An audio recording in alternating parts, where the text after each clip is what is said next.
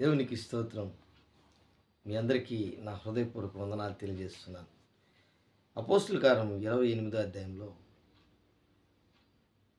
మనము కొన్ని వచనాలు చూస్తే అక్కడ అద్భుతమైనటువంటి పరిస్థితి మనకు కనబడుతుంది. మెలితే దీవికి ఆ ఓడలో ఉన్నటువంటి అపోస్తలుడైన పౌలు, నావికులు, అలాగే దొంగలు అందరూ కూడా రోమ్కి వెళ్తున్నటువంటి ఆ పరిస్థితిలో ఆ ఓడలో కనీసం 276 మంది ఉన్నటువంటి ఓడలో 14 రోజులు వారు ప్రయాణంలో అన్నపానాలు లేకుండా గాలివానికి కొట్టుకొని పోతున్నటువంటి ఆ నావలో ఉంటున్నటువంటి 276 మంది. వారి గురించి అపోస్తలుడైన పౌలు 27వ అధ్యాయంలో చెప్తాడు. మీ తల వెంట్రుకలు కూడా రాలవు, మీలో ఒక్కరు కూడా మరణించరు, అందరూ సురక్షితంగా ఉంటారు. మీరు 14 రోజులు అన్నపానం లేకుండా ఉన్నారు కనుక మీరు భోజనం చేయండి, దేవుడు మనకు సహాయం చేస్తాడు అని ఒక దేవోక్తి పలికినప్పుడు ఆ నావికుడు లేక కెప్టెన్, ఆయన ఆ రక్షక భటులు అందరూ కూడా ఉన్నటువంటి ఆ నావలో దొంగలు అందరూ కూడా ఎవరు తప్పించుకొని పోరు అని చెప్పి అందరినీ రొట్టెలు కసంత తీసి వారికి ఇచ్చినప్పుడు వారు రొట్టె తిని కసంత మనశ్శాంతిగా ఉన్నప్పుడు వారు దరి వారికి తగిలి ఒక కొండకో లేకపోతే అక్కడ ఉన్నటువంటి పరిస్థితికి తగిలి వారు ఉన్నటువంటి నావ పగిలిపోయింది. పగిలిపోయినప్పుడు ఈ మెలితే దీవికి వచ్చారు. మెలితే దీవికి వచ్చిన తర్వాత అక్కడ పరిస్థితి ఏంటంటే దేవుడు ఆశ్చర్యకరమైనటువంటి పరిస్థితి అక్కడ పౌలు విషయంలో కొన్ని మాటలు మాట్లాడతారు జనాలు. పరిస్థితుల్లో అక్కడ ఉన్నటువంటి వారు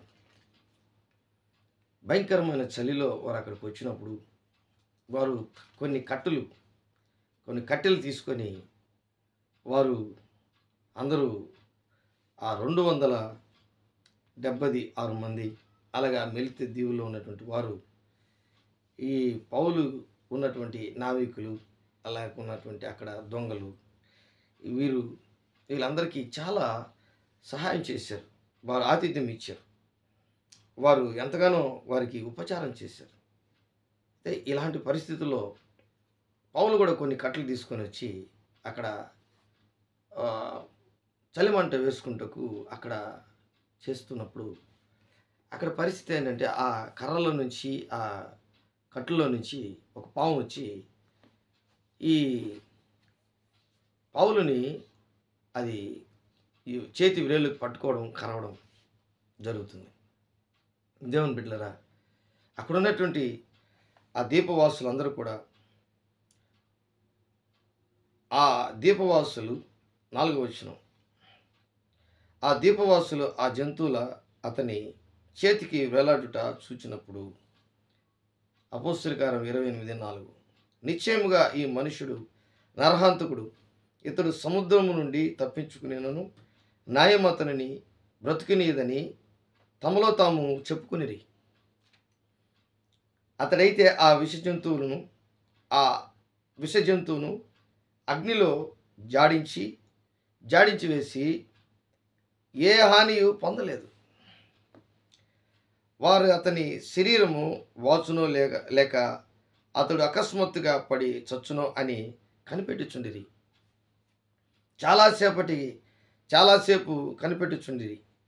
చాలాసేపు కనిపెట్టుచుండిన తర్వాత అతనికి ఏ హానియు కలుగుకుంటా చూచి ఆ అభిప్రాయము మాని ఇతడు ఒక దేవత అని చెప్పసాగిరి. దేవుని బిడ్డలారా, ఇక్కడ ఒక అద్భుతమైన విషయం ఏంటంటే, ఎందుకు ఇవన్నీ చెప్పుకుంటున్నాం? దేవుని బిడ్డలారా, ఒక వ్యక్తి ఎందుకు ఆ దీపానికి వెళ్ళాడు? 276 మంది దొంగలు ఉన్నారు. ఆ దొంగల్లో యేసు ప్రభు ఖైదీగా ఉన్నటువంటి ఈ పౌలు, అలాగే అక్కడ ఉన్నటువంటి అధికారులు వీళ్ళందరూ కూడా ఆ పౌలు చెప్పినటువంటివన్నీ కూడా జరుగుతూ ఉన్నాయి. ఒకడు కూడా చావరన్నారు, చావలా. ఒక్కొక్కరు చెక్కల మీద పడవ ఉన్నటువంటి ఆ బోటు పగిలిపోయిన తర్వాత దాని చెక్కల మీద, తాళ్ళ మీద, ఎక్కడ చిన్న చిన్న పలకల మీద వచ్చారు బయటికి. అయితే ఈయన కట్లు ఏరుకొని దాన్ని మంట వేసుకొని చలి కాసుకుంటకు ఆడికి వచ్చినప్పుడు ఆ సర్పము ఆయన్ని కరవడం జరిగింది. అయితే వెళ్తే దీవులో ఉన్నటువంటి వాసులందరూ కూడా ఏమంటున్నారంటే, ఇతడు సముద్రంలో తప్పించుకున్నాడు, కానీ న్యాయం అతనికి బ్రతకనీయదని తమలో తాము చెప్పుకునేది. అతని ముఖం వాసిపోద్దాము, కాళ్ళు వాసిపోద్దాము, చనిపోతాడేమో చూశారు, కానీ ఆయన చనిపోలేదు. ఆయన ఒక దేవత అని అతన్ని చెప్పుకున్నారు. ఎందుకంటే అక్కడ దీవుల్లో దేవతలు ఎక్కువ ఉంటారు కాబట్టి. కానీ దేవుని బిడ్డ అతను. ప్రియమైనటువంటి దేవుని బిడ్డలారా, ఆ దీవులో ఉన్నటువంటి ఒక వ్యక్తి, పొప్లి అనే ఒక వ్యక్తి, ఆ దీవులో ఉన్నటువంటి వారందరికీ పెద్ద. తన తండ్రి బ్లడ్ మోషన్స్, రక్తపు వేదులు అవుతున్నాయి అతనికి. బ్రతులాగాడు, అయ్యా నిన్ను పాము కరలేదు కదా, నిన్ను పాము కరిచినా కానీ చావలేదు కదా, నీకు ఏ హాని జరగలేదు కదా, నిన్ను చూస్తే మాకు చాలా ఆశ్చర్యంగా ఉంది. దయచేసి ఇదిగో మా ఇంటికి వచ్చి మా నాన్న కొరకు ప్రార్థించి. వెంటనే పౌలు వెళ్ళి అతను ఆ రక్త భేదులతో ఉన్నటువంటి, మోషన్స్తో ఉన్నటువంటి వ్యక్తికి ప్రార్థన చేసినప్పుడు వెంటనే స్వస్థత వచ్చింది. అది చూసి ఆ దీపవాసులు అందరూ కూడా, అనేకమైనటువంటి రోగస్తులు అందరూ కూడా వచ్చి ఆ దీపములో, మెల్తే దీవులో ఏం చేశారంటే పౌలు దగ్గర చేతుల నుంచి ప్రార్థన చేయించుకున్నారు. వెంటనే వారికి కూడా ప్రభు అయినటువంటి దేవుడు యేసుక్రీస్తు వారికి స్వస్థత కలిగించాడు.